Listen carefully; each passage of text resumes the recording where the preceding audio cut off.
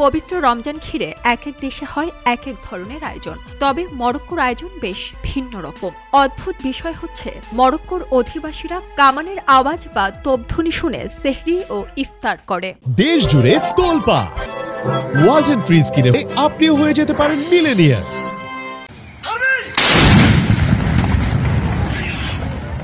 ইফতারের সময়টি জানিয়ে দেওয়া হয় কামানের গোলার আওয়াজের মাধ্যমে। দেশটিতে রমজানের নানান ধরনের ঐতিহ্যবাহী খাবার তৈরি করা হয়। মরক্কোয় অঞ্চলভেদে খাবারে রয়েছে ভিন্নতা ও ভিন্ন ধরনের নাম। পবিত্র এই মাস শুরুর কয়েকদিন আগে থেকে শিশুদের মধ্যে আনন্দ দেখা যায়, কারণ রমজান মাসে স্কুল নেই, থাকে না কোনো পরীক্ষাও। মরক্কোয় ইফতার করা হয় বেশ জাঁকজমকের সাথে। মরক্কোতে ইফতারকে বলা হয় ইফতার। এই ইফতারের খাবারের আয়োজন নিয়ে রমজান মাসে দেশটির রাস্তাগুলোয় খাবারের বাজারে পরিণত হয়। এই দিক থেকে বলা যায় বাংলাদেশের মতোই মরক্কোতেও রয়েছে রাস্তার পাড়ে ইফতারের খাবার বিক্রির ঐতিহ্য। অন্যান্য আরব দেশগুলোর মতো মরক্কোবাসীর মধ্যেও পারিবারিক বন্ধন চোখে পড়ার মতো। সবাই একসঙ্গে বসে ইফতার করে।